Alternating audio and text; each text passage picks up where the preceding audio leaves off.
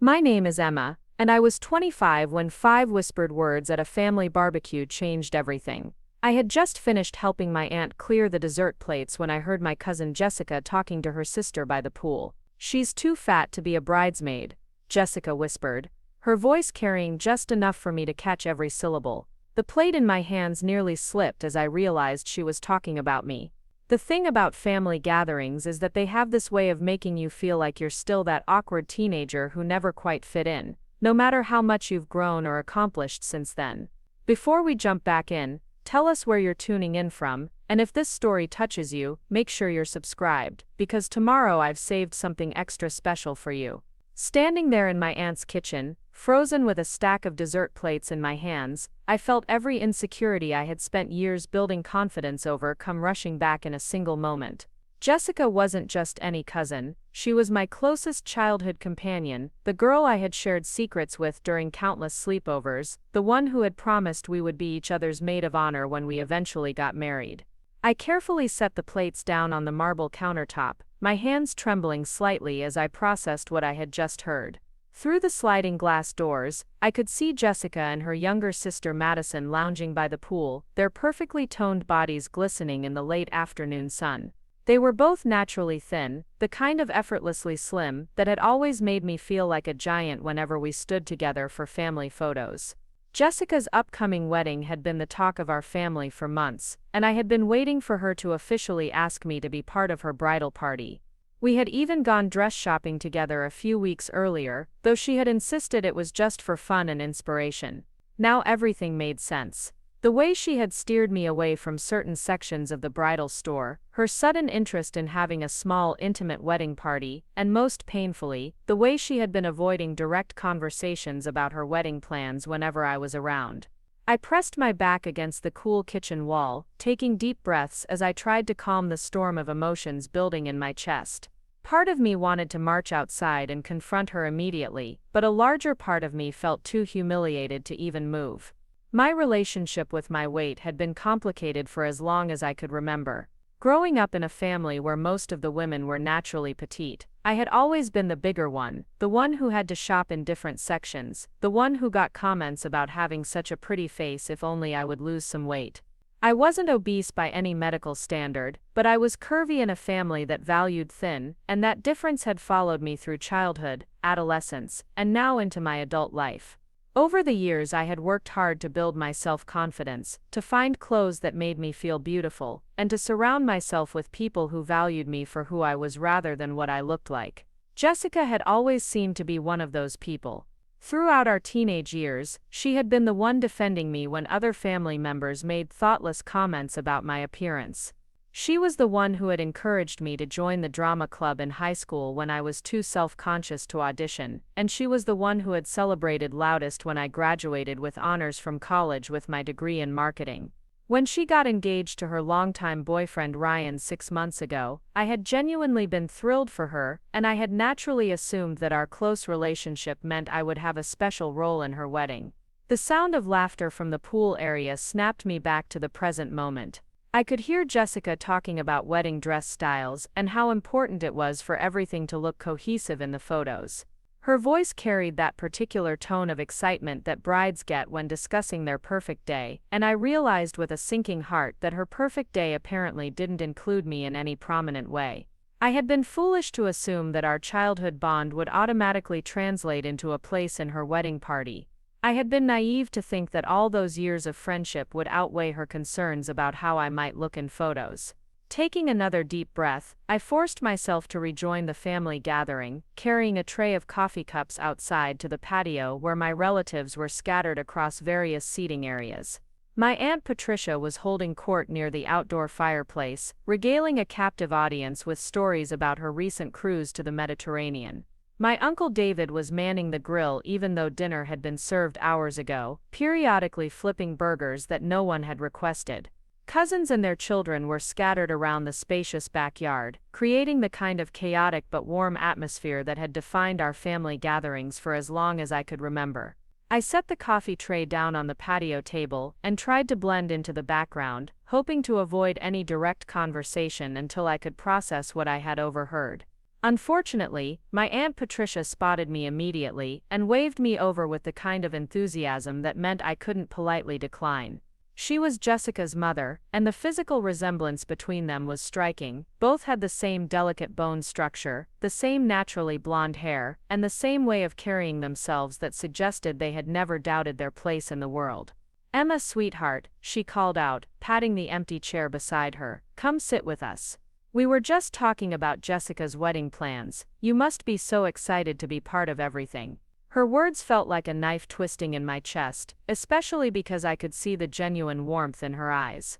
Aunt Patricia had always been kind to me, but she also had a tendency to assume the best about family relationships without necessarily checking whether her assumptions matched reality. I managed a smile as I settled into the cushioned patio chair, hoping my expression didn't betray the turmoil I was feeling inside. The conversation flowed around me as various family members offered suggestions about flowers, venues, and catering options. Jessica's future mother-in-law had joined the group at some point, and she was enthusiastically describing the elaborate brunch she was planning for the morning after the wedding. Everyone seemed to have a role or opinion about the upcoming celebration, and I felt increasingly like an outsider looking in on a party I wasn't actually invited to attend. "Have you girls started thinking about the bachelorette party yet?" My cousin Sarah asked, directing her question toward Jessica, who had finally joined our circle. "I have some amazing ideas for destinations if you're thinking about making it a weekend trip." Jessica's face lit up as she launched into an animated description of her vision for a weekend in Nashville, complete with honky-tonk bars, spa treatments, and a group dinner at one of the city's famous restaurants. As she talked, I noticed that her eyes kept sliding past me, never quite making direct contact, and I realized that I probably wasn't included in these plans either. The conversation continued swirling around wedding details, and I found myself studying the faces of my family members, wondering if any of them had picked up on the subtle exclusion that was becoming increasingly apparent to me. My younger sister Rachel was there with her husband, but she was deep in conversation with our uncle about his new business venture. My parents were inside helping with cleanup, and most of my other cousins were either dealing with their children or engaged in separate conversations. It occurred to me that no one else seemed to notice or find it strange that the bride's closest cousin wasn't being included in the wedding planning discussions in any meaningful way. As the evening wore on, I began to feel like I was watching the gathering through glass, present but somehow separate from everything happening around me. When Jessica's fiancé Ryan arrived after finishing his shift at the hospital where he worked as a nurse, the attention immediately shifted to him, as family members peppered him with questions about his job, their relationship, and his thoughts about the wedding plans. He was genuinely nice guy, the kind of person who remembered everyone's names and asked thoughtful questions about their lives. When he turned his attention to me, asking about my new job at the marketing firm downtown, I felt a brief moment of inclusion before the conversation inevitably drifted back to wedding topics. "I can't believe how fast everything is coming together," Ryan said, wrapping his arm around Jessica's shoulders. "Sometimes it feels surreal that we're actually doing this. I keep thinking about how different our lives are going to be as a married couple." Jessica leaned into him with the kind of contentment that made it clear they were genuinely happy together, and despite my hurt feelings, I felt a genuine warmth for their relationship. They had been together since college, supporting each other through career changes, family challenges, and all the normal ups and downs of a long-term relationship. "The venue is absolutely perfect," Jessica gushed, pulling out her phone to show Ryan some photos she had taken during their most recent site visit. "The ceremony will be in the garden area, and then we'll move inside for the reception.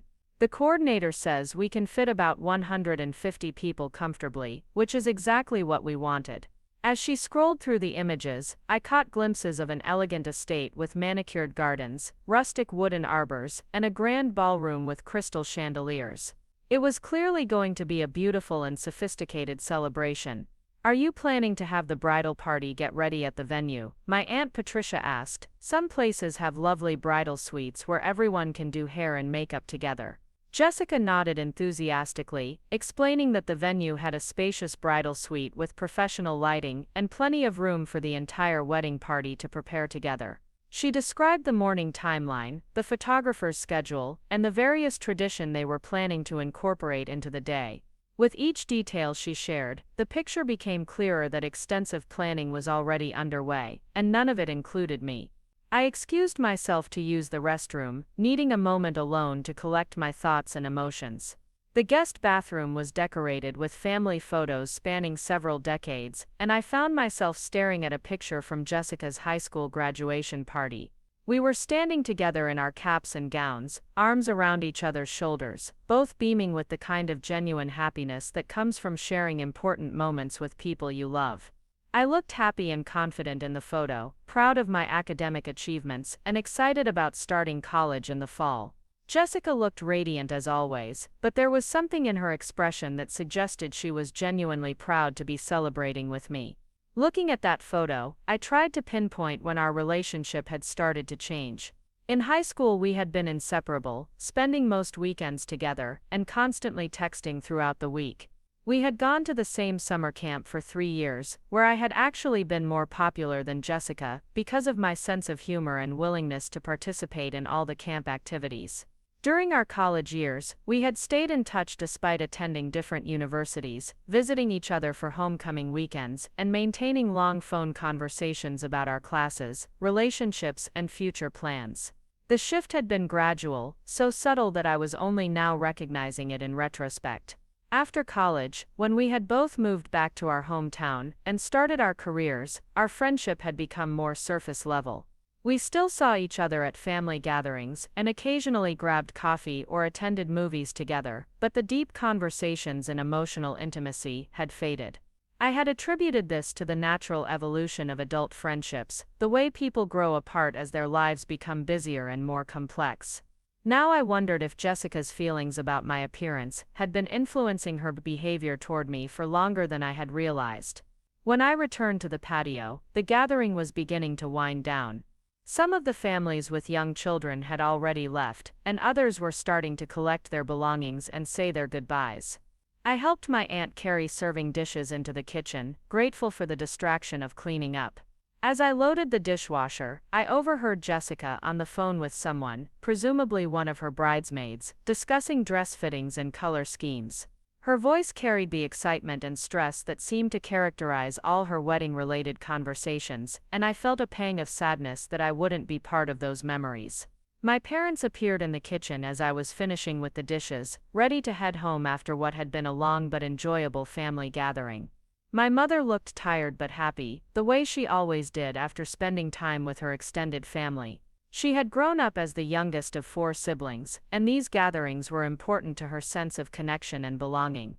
As we gathered our things and prepared to leave, she chatted about various family updates and expressed her excitement about Jessica's upcoming wedding.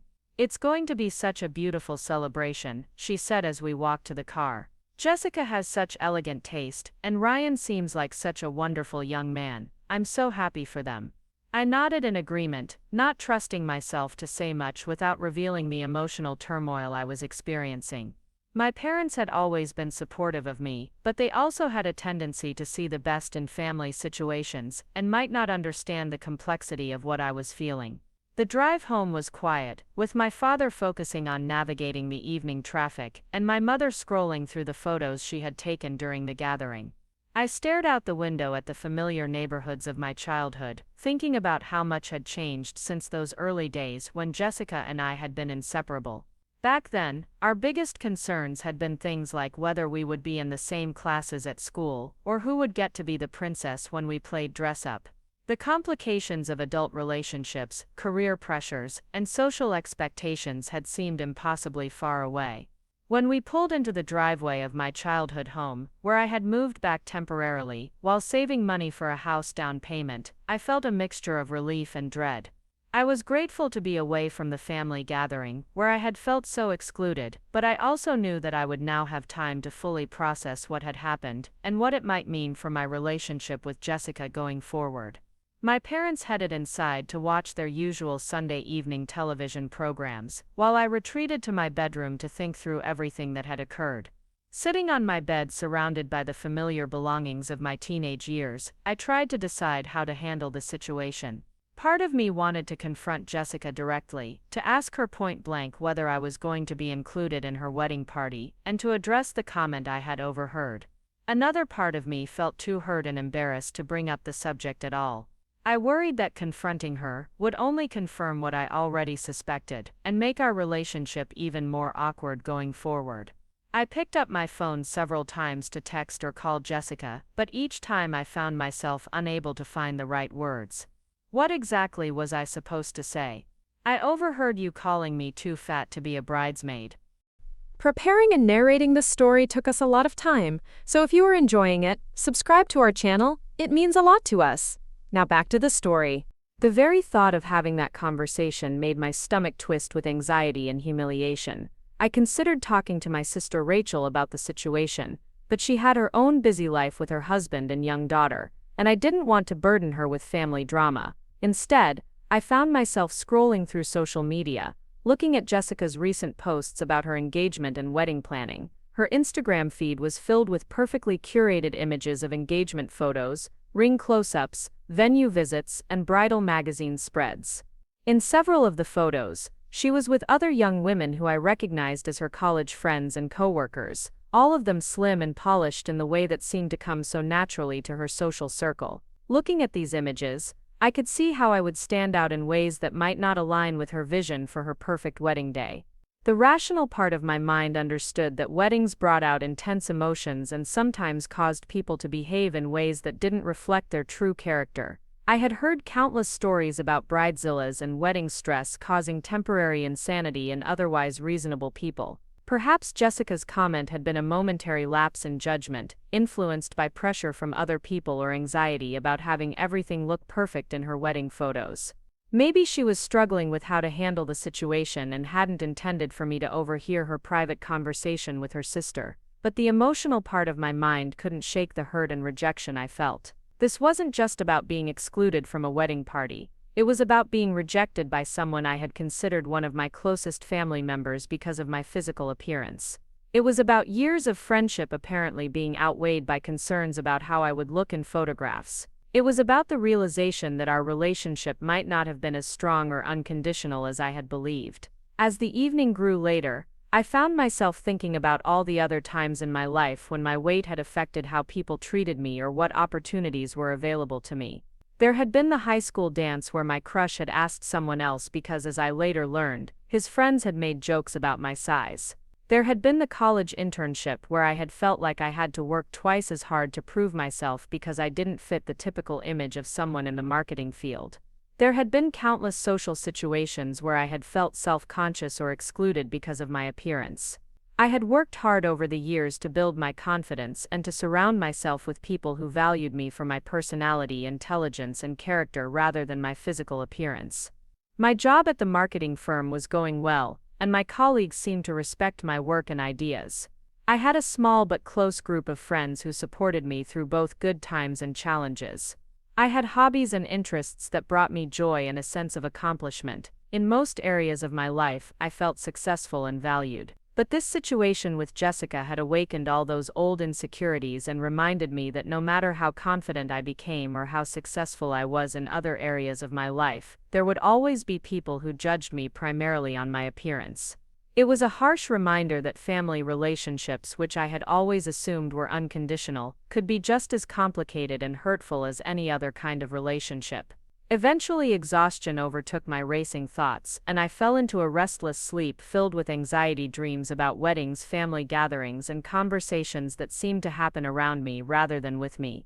When I woke up the next morning, my first conscious thought was about the previous evening's events, and I felt that familiar knot of hurt and confusion settling back into my stomach.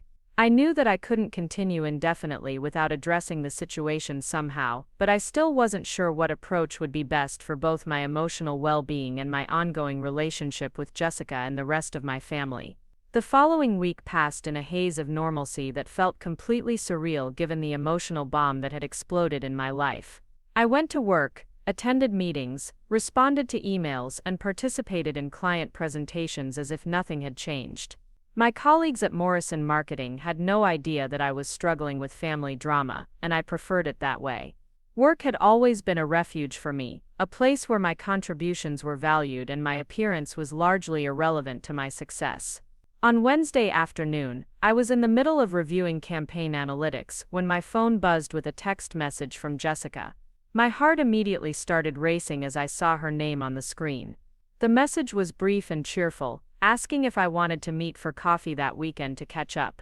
There was no mention of the wedding, no acknowledgement of any tension between us, just the kind of casual invitation that had been typical of our adult friendship. I stared at the message for several minutes, unsure how to respond. Part of me wanted to ignore it completely, to let the silence stretch until she was forced to address the elephant in the room. Another part of me was curious about her motivations.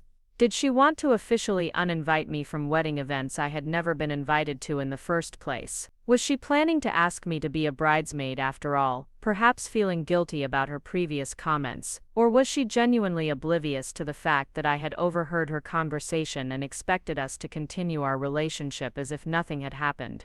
After deliberating for the rest of the afternoon, I finally replied with a non-committal response saying that I would check my schedule and get back to her.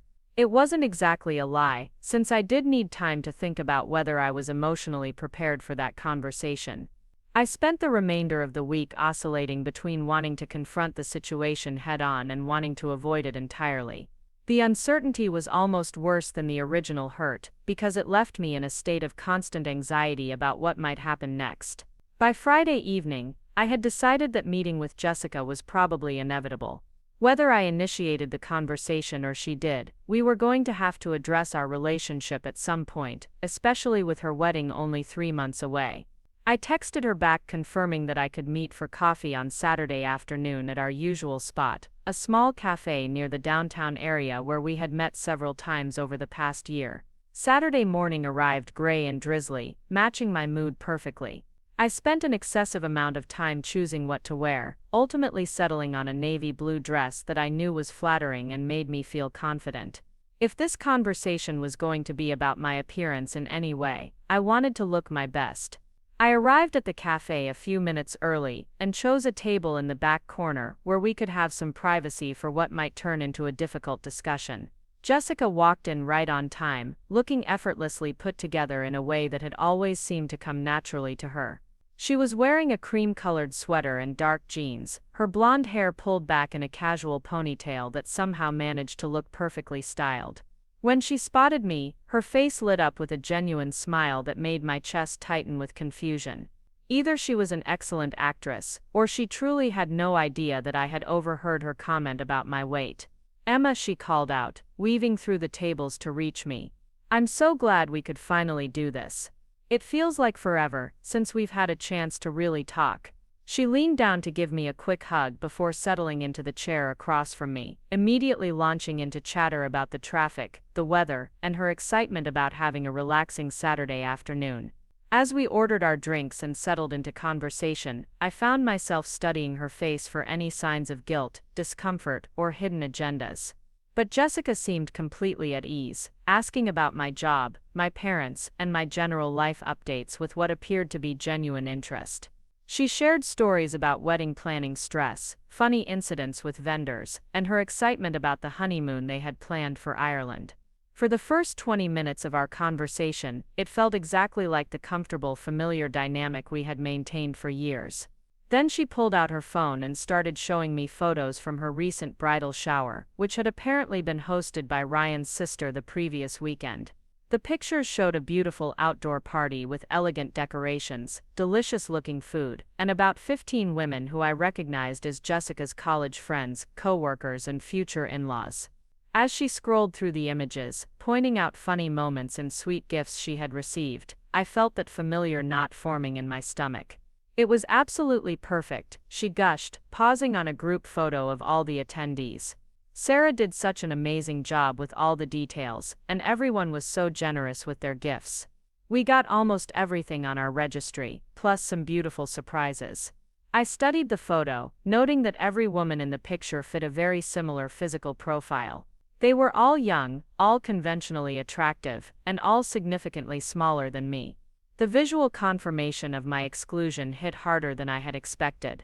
"It looks like it was a wonderful celebration," I managed to say, keeping my voice steady despite the emotions churning inside me. I'm sure it was special to have all your closest friends there to celebrate with you. Jessica nodded enthusiastically, missing or ignoring the subtle emphasis I had placed on the word closest. The funny thing is, she continued, originally I wasn't even sure I wanted a bridal shower. You know me, I'm not usually into big parties or being the center of attention, but Sarah convinced me that it would be a nice way to bring everyone together before the wedding, and she was absolutely right. It ended up being one of my favorite parts of the whole engagement experience so far. As she talked, I found myself thinking about all the bridal showers I had attended over the years for various friends and family members. I had always enjoyed these celebrations, viewing them as opportunities to show support for people I cared about and to participate in their happiness.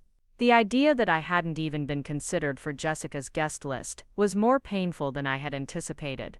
Speaking of bringing people together, Jessica said, her tone shifting slightly, I actually wanted to talk to you about something wedding-related. My pulse quickened as I braced myself for whatever was coming next.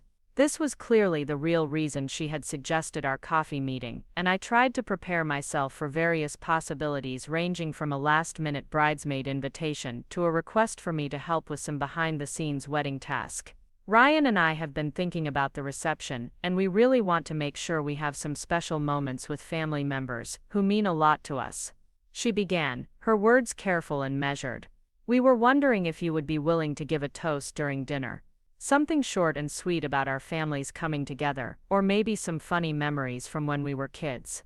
We think you would be perfect for it because you're such a good speaker, and you've known me longer than almost anyone. I felt a complex mixture of emotions wash over me as I processed her request. On one hand, being asked to give a toast was an honor that suggested I was still important to her in some way. On the other hand, it felt like a consolation prize, a way to include me in the wedding without actually including me in the wedding party. It was the kind of role that would make me visible during the reception but wouldn't require me to appear in any of the formal wedding photos. That's a lovely idea, I said slowly, buying myself time to think about how to respond. Can I ask what made you think of me for that particular role? Jessica's expression flickered for just a moment, and I caught a glimpse of something that might have been discomfort or calculation. Well, like I said, you're such a good speaker, and you have such a great sense of humor. Plus you've been part of our family forever, so you have all those wonderful stories and memories that would make people laugh, and maybe get a little emotional. Her explanation sounded rehearsed, as if she had practiced this conversation beforehand. I appreciate you thinking of me, I replied carefully. Can I ask who else is giving toasts? I want to make sure I understand the overall flow of the evening. Jessica launched into a detailed explanation of the reception timeline, describing the various speeches planned throughout the dinner. Ryan's best man would give the traditional best man speech, her maid of honor would speak on behalf of the bridal party, both sets of parents would offer welcoming remarks, and there would be a few other family members, sharing brief comments. As she described the lineup, I realized that I was being positioned as one of several family speakers, distinct from the wedding party and the immediate family members. It was a role that acknowledged my relationship with Jessica, while keeping me firmly outside the inner circle of people who were most important to her wedding day. The more she explained, the more I understood that this toast invitation was likely intended to prevent me from feeling completely excluded, while avoiding the need to address why I hadn't been asked to be a bridesmaid. It sounds like you have a wonderful evening planned, I said when she finished her explanation. I'm honored that you want me to be part of it. Can I think about it for a few days and get back to you? I want to make sure I can do justice to whatever I would say. Jessica nodded enthusiastically, clearly relieved that I hadn't rejected the idea outright. Of course, take all the time you need. I just wanted to plant the seed and see if you were interested in principle. She paused, taking a sip of her latte before continuing. I know wedding planning can be overwhelming, and I really want to make sure that all the people who matter to me feel included and appreciated. You've always been such an important part of my life, Emma, and I want that to be reflected in our celebration. Her words stung because they highlighted the contradiction in her behavior. If I was truly such an important part of her life, why hadn't I been invited to her bridal shower? Why wasn't I part of her wedding party? Why had she felt comfortable making disparaging comments about my weight to her sister? The disconnect between her words and her actions was becoming more apparent with each passing minute of our conversation. I really appreciate that, I said, working to keep my tone neutral. It means a lot to know that our friendship is important to you. I paused, debating whether to push further into more difficult territory. Can I ask you something? I noticed that the bridal shower looked absolutely lovely. How did you decide on the guest list for that? Jessica's expression tightened almost imperceptibly, and I could see her mind working to formulate a response. Oh well, Sarah handled most of the planning for that, and we tried to keep it fairly small. Mostly just the wedding party and a few family members from Ryan's side. You know how these things can get out of hand if you're not careful about the numbers. Her explanation was logical enough, but it didn't address the underlying question of why I hadn't been considered for the wedding party in the first place. I could feel the conversation approaching the edge of more dangerous territory, and I had to decide whether I was ready to jump off that cliff. That makes sense, I said, choosing to pull back rather than push forward. Small celebrations can be really special and intimate. Jessica nodded, looking relieved that I wasn't pressing the issue further. We finished our coffee while discussing safer topics like work, mutual friends, and family updates. Jessica shared some funny stories about wedding vendor meetings and described her growing excitement about the honeymoon. I told her about a recent marketing campaign I had worked on and some updates about my parents and sister. On the surface, it was a pleasant conversation between two people who had known each other for most of their lives. But underneath the friendly chatter, I could feel the weight of all the things we weren't discussing. The comment I had overheard, the exclusion from wedding events, the careful way she was managing my inclusion in her celebration, and the growing distance in our relationship that neither of us seemed willing to acknowledge directly. By the time we said goodbye in the parking lot, I felt emotionally drained from the effort of maintaining a facade of normalcy. Over the next few days, I found myself replaying every moment of our coffee conversation, analyzing Jessica's words and expressions for hidden meanings. I discussed the situation with my sister Rachel during one of our regular phone calls, though I was careful not to reveal the specific comment I had overheard about my weight. It does seem a little strange, Rachel admitted after I described the toast invitation and my general feelings of exclusion. I mean, you two have been close since childhood. I would have expected you to be more involved in the wedding planning. She paused thoughtfully. But you know, maybe she's trying to keep the wedding party small for budget reasons or family politics. Sometimes these things are more complicated than they appear from the outside. Rachel's perspective helped me consider alternative explanations for Jessica's behavior, though none of them completely resolved my hurt feelings. Perhaps there were family pressures or financial constraints that I wasn't aware of. Maybe Jessica was dealing with competing demands from various family members and friend groups. It was possible that her comments about my weight had been a momentary lapse rather than a reflection of her true feelings about our relationship. But even if there were understandable reasons for my exclusion from the wedding party, the fact remained that Jessica had chosen not to discuss the situation with me directly. Instead of having an honest conversation about whatever constraints or pressures she was facing, she had left me to guess about my role in her celebration and to discover my exclusion through overheard comments and missing invitations. The more I thought about it, the more I realized that my hurt feelings weren't just about the wedding itself. They were about a pattern of communication that had developed in our adult relationship, where difficult topics were avoided rather than addressed head-on. We had both become skilled at maintaining a surface-level friendliness while tiptoeing around anything that might create conflict or discomfort. This realization led me to think more broadly about my relationships and how I allowed people to treat me. Throughout my life, I had often been the person who smoothed over conflicts, who adapted to other people's preferences, and who avoided confrontation in order to maintain harmony.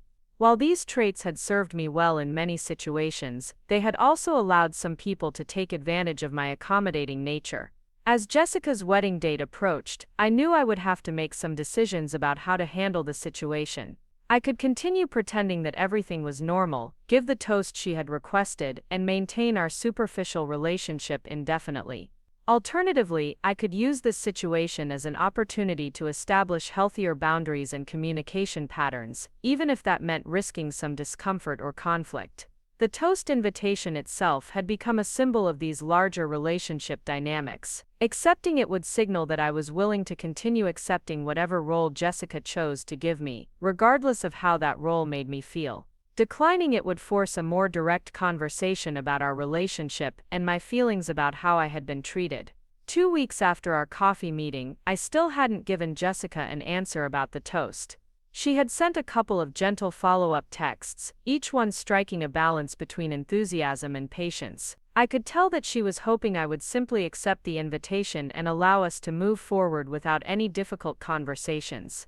During this time, I found myself paying more attention to other relationships in my life, noticing patterns of communication and mutual respect that contrasted sharply with my dynamic with Jessica. My friendships with my college roommates, my relationships with colleagues, and even my interactions with casual acquaintances seemed to involve more honest communication and genuine consideration for each other's feelings. This comparison made me realize that I had been accepting less than I deserved from someone who was supposed to be one of my closest family relationships. The wedding situation had simply highlighted a broader pattern that had been developing gradually over several years. One evening, as I was walking through my neighborhood after dinner, I made a decision. I would decline Jessica's toast invitation, but I would do so in a way that opened the door for a more honest conversation about our relationship. I would take the risk of potential conflict in order to create the possibility of genuine resolution and improved communication going forward. When I got home, I sat down at my computer and began crafting a carefully worded email to Jessica. I wanted to be honest about my feelings without being accusatory, to express my hurt without attacking her character, and to create space for dialogue rather than ending our relationship entirely. It took me several drafts to find the right tone, but eventually I had a message that felt true to my feelings while remaining respectful and constructive. The email explained that I had been feeling excluded from her wedding celebrations and that I was hurt by the pattern of distance that had developed in our relationship. I mentioned that I had overheard her comment about my weight, and I asked if we could have an honest conversation about how we both wanted to move forward. I declined the toast invitation, explaining that I didn't feel comfortable participating in that role given the current state of our relationship. Before I could lose my nerve, I hit send and then immediately closed my laptop. I knew that once Jessica read the email, there would be no going back to our previous dynamic of polite avoidance. Whatever happened next would determine whether our relationship could evolve into something more honest and mutually respectful, or whether this situation would mark the end of our close connection. The response came faster than I had expected. My phone rang less than an hour after I had sent the email, Jessica's name appearing on the screen with an urgency that suggested she had read my message immediately. I took a deep breath and answered, knowing that this conversation would likely determine the future of our relationship. I answered the phone with my hands trembling slightly, knowing that this conversation would change everything between Jessica and me. Her voice came through immediately, higher pitched than usual, and filled with an emotion I couldn't quite identify. "Emma, I just read your email," she began without any greeting. "I think there's been a huge misunderstanding, and I really need to explain some things to you." The tone was rushed, almost frantic, as if she had been rehearsing what to say since receiving my message. "I'm listening," I replied, settling into my favorite chair and bracing myself for whatever was coming next. "First of all, I never meant for you to overhear that conversation with Madison. I was having a really stressful day with wedding planning, and I said something I didn't mean in a moment of frustration. You know how crazy all this wedding stuff can make people." Her words came out in a rush, as if she could somehow minimize the impact by speaking quickly. The excuse felt hollow to me. Stress didn't create thoughts out of nowhere, it simply revealed what people were already thinking. But I remained silent, wanting to hear her full explanation before responding. "The thing is," Jessica continued, "the wedding party situation is really complicated. Ryan's family has very specific ideas about how they want things to look, and there's been a lot of pressure from his mother about keeping everything traditional and coordinated. She's paying for a significant portion of the wedding, so we've had to make some compromises that I'm not entirely comfortable with." This was new information, and I found myself wondering if there was more truth to this explanation than I had initially assumed. Family politics around weddings could indeed be complicated, and I knew that Jessica's own family didn't have the financial resources to fund an elaborate celebration without help. "I wanted to include you in so many ways," she went on, "but every time I brought up expanding the wedding party or changing the plans, it created conflict with Ryan's family. His mother has very specific visions about everything from the color scheme to the number of bridesmaids to how everything will look in the photographs.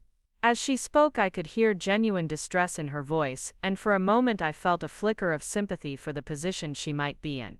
Planning a wedding while managing competing family expectations and financial dependencies could indeed create impossible situations. But why didn't you just talk to me about this? I asked. If there were constraints you were dealing with, I would have understood. Instead, I've been left guessing about my place in your celebration and discovering through overheard comments that I'm being excluded. Jessica was quiet for a long moment before responding. I was embarrassed, she admitted. I was embarrassed that I wasn't standing up for what I wanted, and I was embarrassed about the things Ryan's mother was saying about the wedding party needing to look a certain way. I didn't know how to explain it without hurting your feelings even more. What kinds of things was Ryan's mother saying? I pressed, sensing that this might be the key to understanding the real situation. Another pause. She had very specific ideas about the bridesmaids, all being the same height and size, so the dresses would look uniform in photos. She kept talking about the aesthetic she wanted and how important it was for everything to look coordinated and elegant. Jessica's voice became smaller as she continued. I should have fought harder against those expectations, but the money situation made it feel impossible to push back. The honesty in her admission was both relieving and painful. At least now I had a clearer picture of what had actually happened, but it also confirmed that my appearance had indeed been a factor in my exclusion, even if Jessica hadn't been the primary source of that judgment. I appreciate you being honest with me about the family pressure, I said carefully. But that doesn't change the fact that you chose to go along with those expectations, rather than standing up for our friendship. And it doesn't explain why you made that comment to Madison about me being too fat to be a bridesmaid. That comment was awful, and I regret it completely, Jessica said quickly. I was repeating something that had been said to me, not expressing my own feelings. I was frustrated and stressed, and I said something terrible that I didn't actually believe. There's no excuse for it, and I'm truly sorry. Her apology felt genuine, but I still struggled with the idea that she had been discussing my body with other people, regardless of whether she agreed with their assessments. The fact that my weight had been a topic of conversation among her future in-laws was humiliating in ways I was still processing. Jessica, I need you to understand how this has affected me, I said, trying to keep my voice steady. For weeks I've been questioning our entire friendship and wondering if you've been seeing me differently than I thought. Finding out that my appearance has been discussed and evaluated by people I don't even know well is incredibly hurtful. I know, and I'm so sorry, she replied, her voice breaking slightly. The truth is, you're one of the most important people in my life, and I've handled this whole situation terribly. I should have been honest with you from the beginning about the family pressures I was facing. I should have found ways to include you that didn't depend on their approval, and I definitely should never have repeated their comments or made you feel like your worth was being questioned. As she spoke, I could hear tears in her voice, and despite my hurt feelings, I felt some of my anger beginning to soften. The situation was more complex than I had initially understood, though that didn't excuse all of her choices. What I don't understand, I continued, is why you couldn't have just talked to me about all of this. If you had explained the family politics and the financial constraints, we could have figured out other ways for me to be involved that wouldn't have created conflict. You're absolutely right, Jessica said. I was being a coward. I was so worried about managing everyone else's expectations that I completely failed to consider your feelings or to communicate honestly with you. I've never been good at confrontation, and I thought I could somehow make everything work without having difficult conversations. This admission rang true to me, as I had observed Jessica's conflict avoidance tendencies throughout our friendship. She had always been someone who preferred to smooth over problems rather than address them directly, but this situation had shown how damaging that approach could be when important relationships were at stake. The toast invitation, I said, was that your way of trying to include me without addressing the larger issues? Partly, she admitted. I genuinely do want you to be part of the celebration, and I think you would give a beautiful toast. But you're right that it was also my way of trying to fix things without having to confront the more difficult aspects of what had happened. At least she was being honest now, even if that honesty was coming later than it should have. I found myself at a crossroads, needing to decide whether this explanation and apology were sufficient to rebuild our relationship or whether the damage was too significant to overcome. Jessica, I appreciate your honesty and your apology, I said slowly. But I need to think about whether I'm comfortable moving forward with the current plan. The idea of being at your wedding, knowing that your in-laws have judged my appearance and found me lacking, is really difficult for me. Please don't let their narrow-mindedness affect your decision, Jessica pleaded. I know I should have handled things differently, but I don't want their prejudices to cost me one of my most important friendships. You belong at my wedding, regardless of what anyone else thinks about how you look. Her words were touching, but I still struggled with the practical reality of attending a celebration where I knew some of the family members had specifically objected to my inclusion based on my appearance. The thought of facing Ryan's mother with this knowledge was particularly uncomfortable. I need some time to process all of this, I told her. This conversation has helped me understand the situation better, but I'm still hurt and I'm not sure how to move forward. Of course, Jessica said quickly. Take all the time you need, but Emma, please know that you are important to me, and I want to find a way to repair the damage I've caused to our friendship. After we hung up, I sat in my chair for a long time, trying to sort through the complex emotions the conversation had stirred up. On one hand, Jessica's explanation had provided important context that made her behavior more understandable, if not entirely excusable. The family pressure and financial constraints were real factors that I hadn't fully considered. Her apology seemed genuine, and her recognition of her mistakes felt like an important step toward potentially rebuilding our relationship. On the other hand, the fundamental issue remained: she had chosen to prioritize other people's superficial concerns over our friendship, and she had participated in conversations that reduced me to my physical appearance.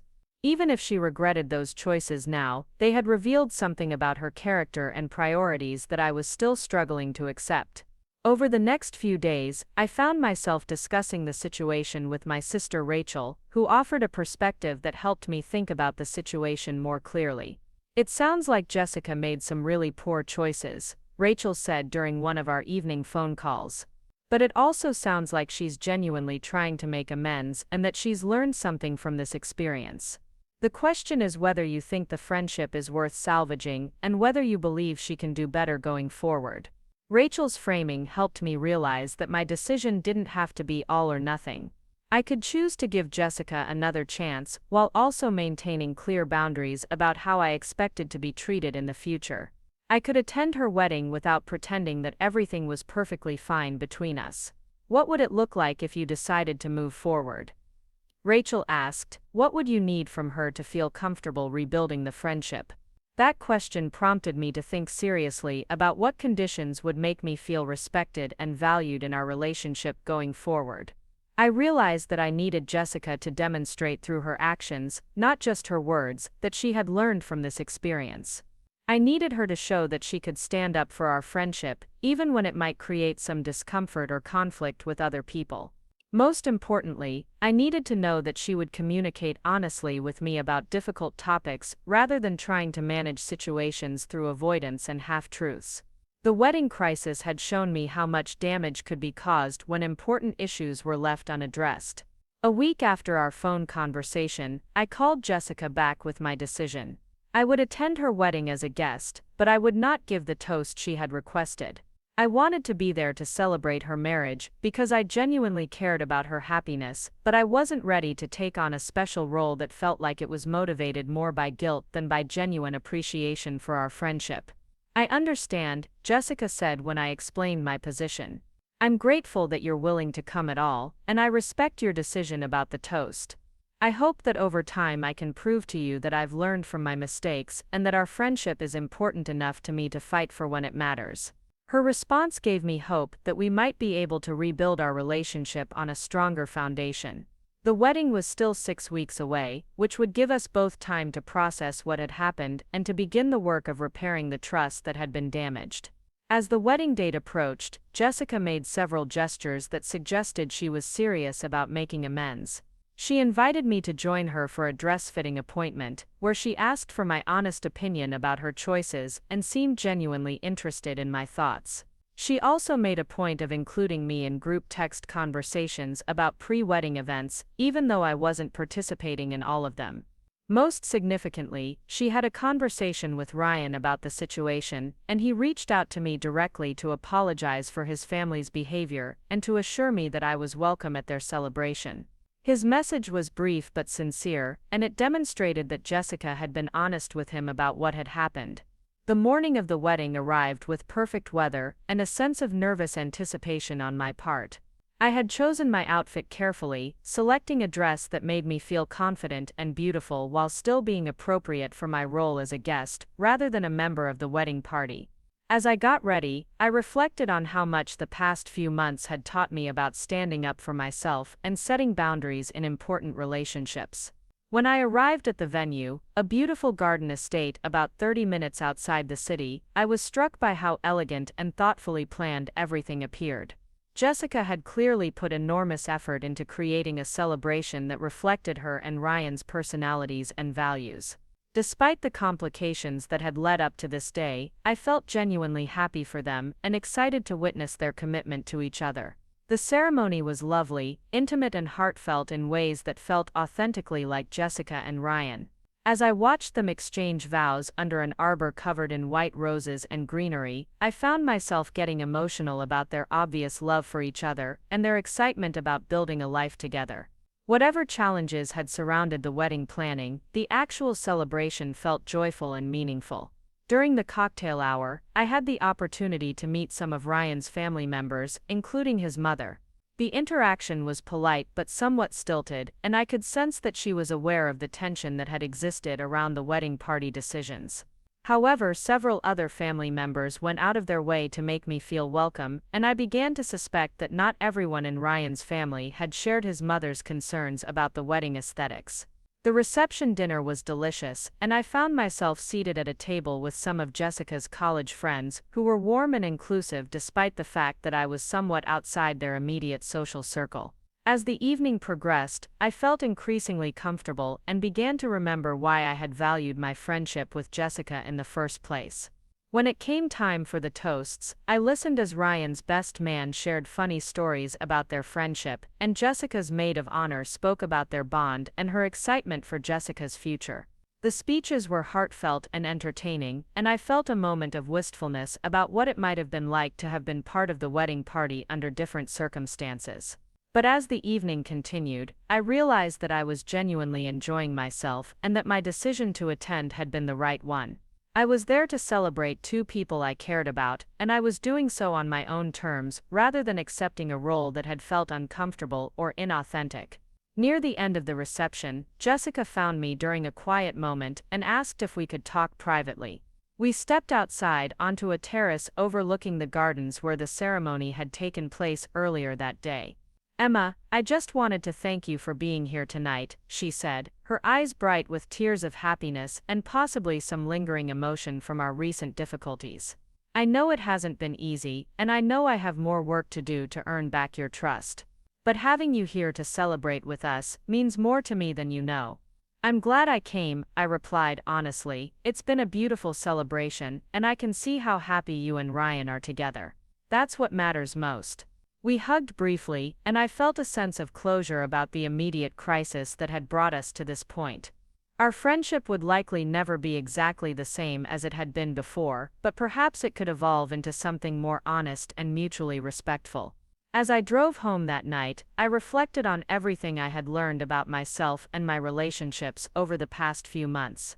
The situation with Jessica had been painful, but it had also taught me the importance of standing up for myself and communicating my needs clearly. I had discovered that I was stronger than I had realized, and that I didn't have to accept treatment that made me feel diminished or devalued.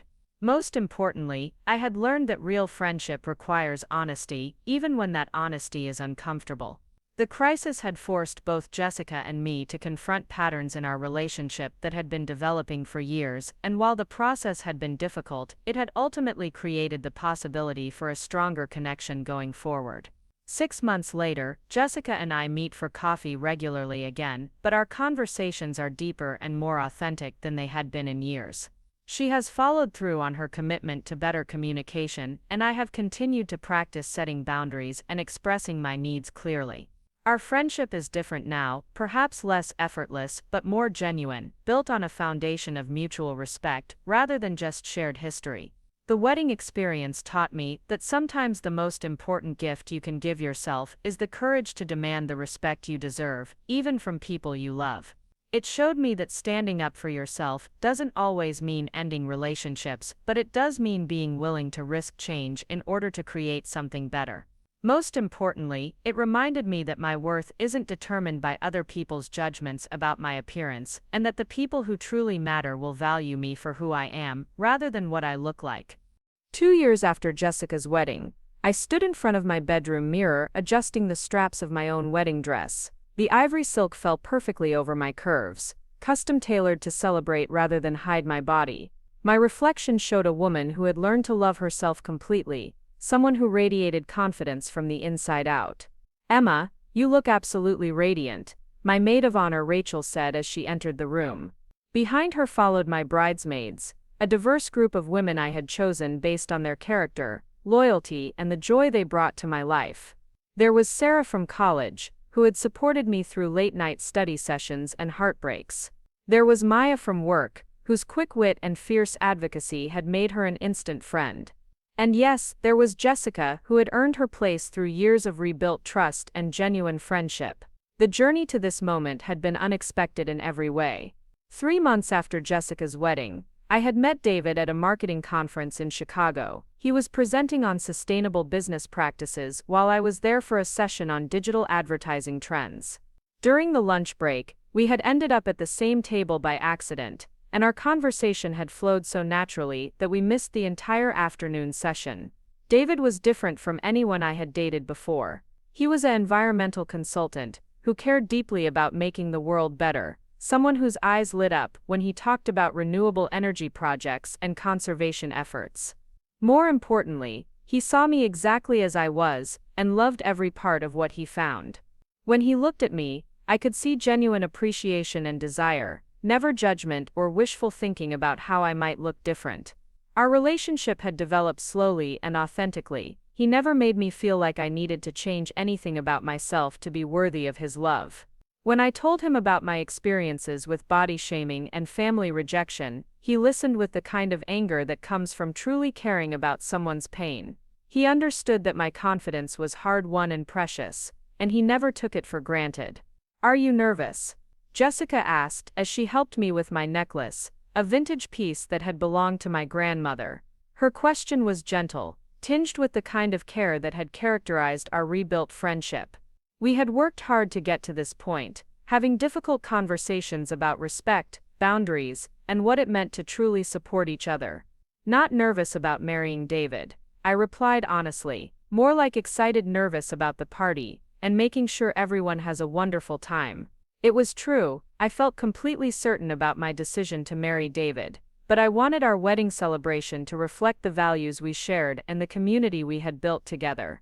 Planning my own wedding had been a revelation in how different the experience could be when you prioritized authenticity over appearance. David and I had chosen a venue that reflected our environmental values, a restored barn on a working organic farm.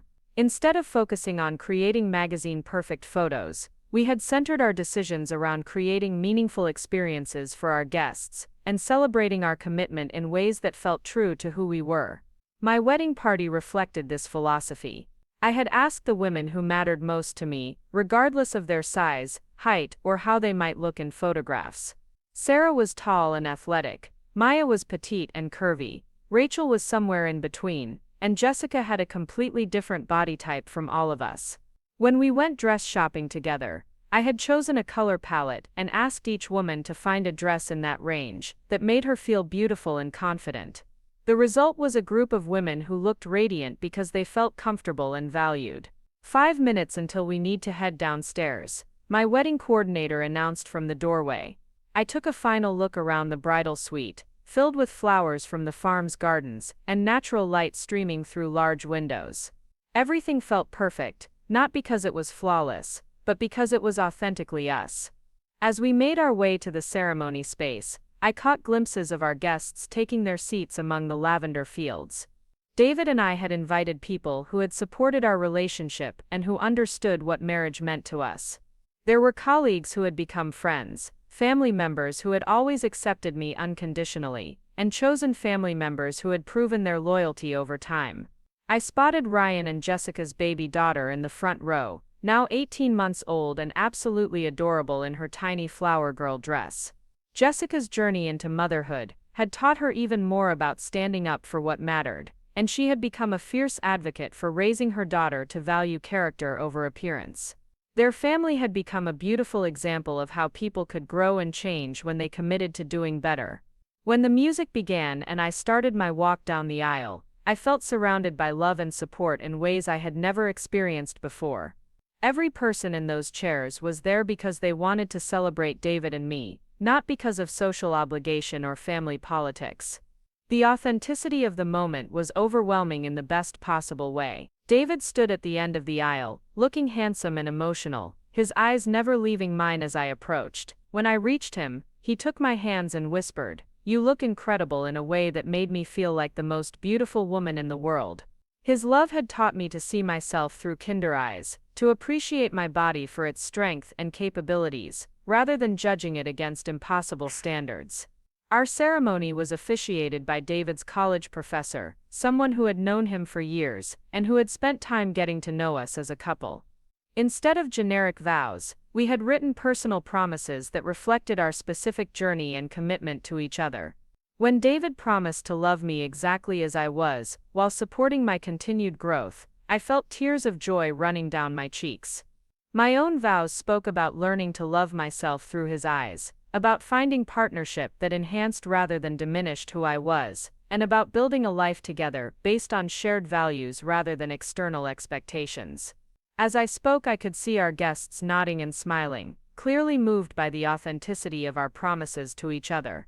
The reception was everything we had hoped it would be. Instead of a formal sit-down dinner, we had chosen a family-style feast, featuring locally sourced ingredients and dishes that reflected our favorite foods from our travels together.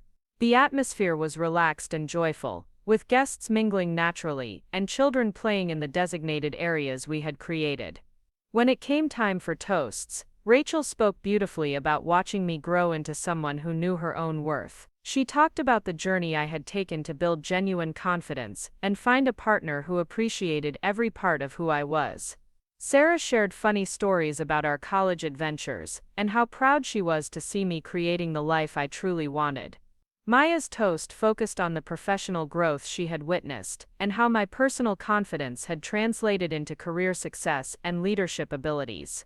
She mentioned how I had become someone who advocated for herself and others, someone who wasn't afraid to take up space and demand respect. When Jessica stood to speak, there was a moment of quiet attention as our guests recognized the significance of her words.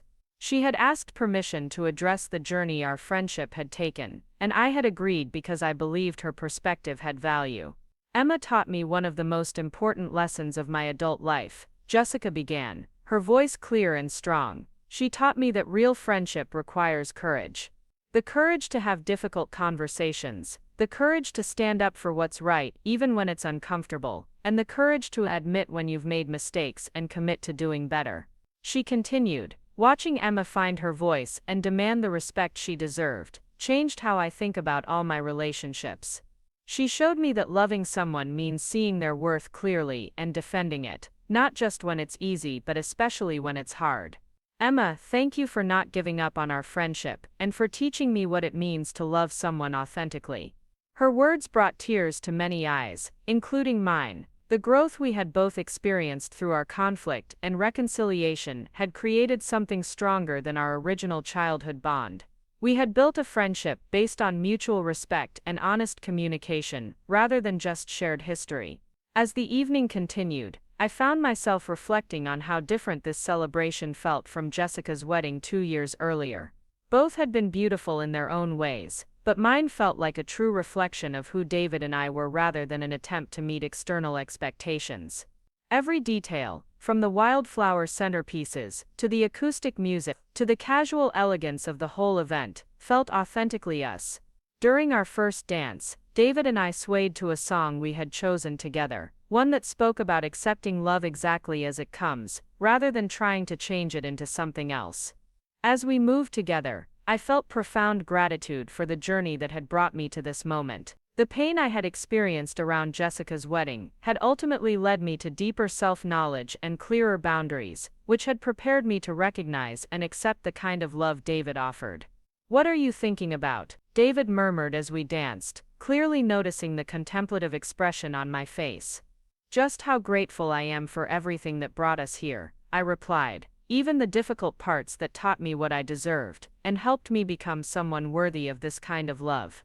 As the reception wound down, our guests began saying their goodbyes with hugs, well wishes, and promises to stay in touch. Jessica and Ryan were among the last to leave, with little Lily sleepy in Ryan's arms after an evening of dancing and cake consumption. "Thank you for including us in this beautiful celebration," Jessica said as we embraced. "Watching you and David together reminds me what marriage should look like, when both people are completely themselves and completely accepted." 3 months later, David and I hosted a dinner party at our new home, a cozy place with a large garden where we were experimenting with growing our own vegetables. Our guests included several couples from our wedding, including Jessica and Ryan, and the conversation flowed easily among people who had become genuine friends. As I watched our loved ones gathered around our dining table, sharing stories and laughter, I felt a deep sense of contentment about the life we were building together. The woman who had once questioned her worth based on a whispered comment had evolved into someone who knew her value was inherent and non-negotiable. My career had flourished as my confidence grew, leading to a promotion and opportunities to mentor younger colleagues facing their own challenges with workplace dynamics and self-advocacy. I had learned to speak up in meetings, to negotiate for what I deserved, and to build professional relationships based on mutual respect rather than people-pleasing. Most importantly, I had learned that self-love wasn't a destination but an ongoing practice. There were still days when old insecurities surfaced, or when society's messages about women's bodies felt overwhelming. But I now had tools for handling those moments, a support system that reinforced my worth, and a deep understanding that my value existed independent of anyone else's opinion. The story that had begun with hurt and exclusion had transformed into one of growth, boundaries, and authentic love. Jessica's wedding had been a catalyst for changes I might never have made otherwise, pushing me to examine my relationships and demand better treatment from the people in my life.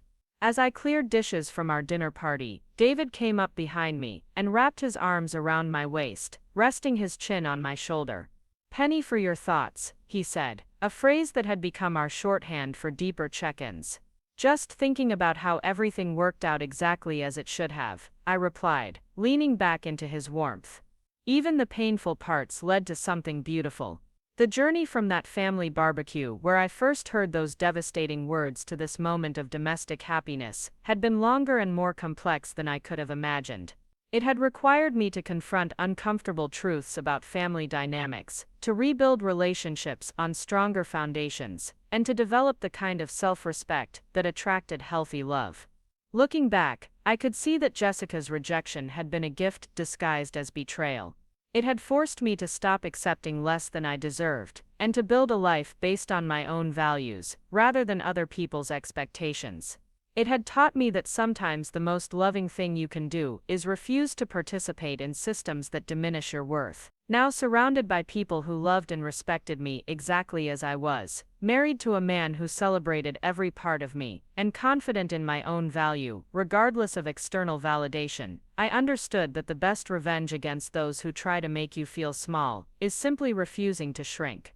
Instead, I had chosen to grow, to love myself fully, and to create a life so beautiful and authentic that their narrow judgments became irrelevant. That night, as David and I got ready for bed in our home, filled with love and acceptance, I felt grateful for every part of the journey that had brought me here. The pain had been real, but it had also been transformative, teaching me lessons about self-worth and boundaries that would serve me for the rest of my life. The woman who had once questioned her place at a family gathering now knew without doubt that she belonged wherever she chose to show up authentically. And that knowledge had made all the difference. Up next, you've got 2 more standout stories right on your screen. If this one hit the mark, you won't want to pass these up. Just click and check them out.